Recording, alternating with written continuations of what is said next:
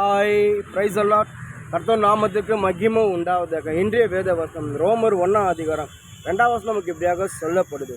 ரோமாபூரில் உள்ள தேவ பிரியரும் பரிசுத்தவான்களாக்கும்படி அழைக்கப்பட்டவருமாகிய அனைவருக்கும் எழுதுகிறது. அதாவது பவுல் ரோமாபூரில் சபையில் இருக்கிற அங்கே ஜனங்களுக்கு ஒரு கடிதம் எழுதுறாரு. அதாவது பவுல் எதுக்கு அந்த ஜனங்களுக்கு கடிதம் எழுதுறாருன்னா, ரோமாபூரில் இருக்கிற ஜனங்க அதாவது எல்லாவற்றிலும் சரி தேவனுக்கு ரோமாக முரடாடாடினாங்க. அதுக்கப்புறம் தேவனுக்கு ரோமாக அந்த சத்தியத்தை பொய்யாக மாற்றுறாங்க. அது மட்டும் இல்லாமல் பயங்கரமாக அசுத்தத்தில் இருந்தாங்க. அது மட்டும் ரொம்ப பாவத்தில் இருந்தாங்க.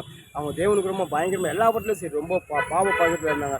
அப்படிப்பட்ட ஜனங்க இந்த கர்த்தருடைய சுவிசேஷம், இந்த கர்த்தருடைய வார்த்தையை கேட்டு அந்த ஜனங்க அதுக்கப்புறம் மனம் மாறி கர்த்தருக்கு ரட்சிப்பு பரிசுத்த ஜனம் மாற்றுறாங்க. அதுதான் பவுல் சொல்ற பரிசுத்த ஜனங்களுக்காக அவர் எழுதுறாரு. நீங்கள் கர்த்தருக்குள்ள ரட்சிக்கப்பட்டீங்க, இன்னும் நீங்கள் ஆவிக்குள்ளே வரணும்னு சொல்லி தான் ரோமர் 10ஆம் அதிகாரம் நீங்கள் படிச்சீங்கன்னா சொல்கிறார். உங்களுக்கு சிறப்படுறதுக்கு நான் இப்படி செஞ்சேன் சொல்கிறார். நீங்கள் இன்னும் வளரணும்னு சொல்லி பவுல் அழகாக சந்தோஷமாக ஒரு லெட்டர் எழுதுறாரு.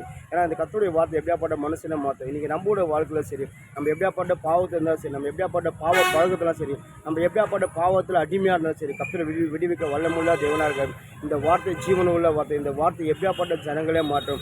ரோமாபுரி கர்த்தருக்கு ரொம்ப பயங்கரமான அசுத்தமாக இருந்த ஜனங்கள் இந்த கர்த்தருடைய வார்த்தைகளை ஜனங்க மாறி அதுக்கப்புறம் கர்த்தருக்காக வாழ்ந்தாங்க. இன்றைக்கி நம்மளோட வாழ்க்கையில் சரி, நம்மளை கர்த்தரை விடுவிக்க வல்லமுள்ள தேவனாக இருக்கும். இந்த வார்த்தையை நம்ம இந்த சுவிசேஷத்தை நம்ம கேட்கும்போது நம்ம எப்படியாப்பட்ட பாவத்திலிருந்து வெளியே வர முடியும், நம்ம எப்படியாப்பட்ட அசுத்தம் நம்ம வெளியே வர முடியும். கர்த்தர் நம்ம விடுவிக்க வல்லமுள்ள தேவனாக ஒன்றே இந்த வார்த்தையை நம்புங்க, இந்த சுவிசேஷத்தை நம்புங்க.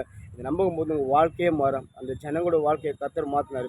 உங்கள் வாழ்க்கையை கர்த்தர் மாற்றுவார். கர்த்தரை நம்புங்க, அவர் வார்த்தையை நம்புங்க, அவரோடு கூட சந்தோஷமாக இருங்க, அவர் விசுவாசிங்க. அவர் ஒரு பொழுதும் கைவிட மாட்டார், உங்களுக்கு சகலமாக கொடுப்பாரு. ஆமென்.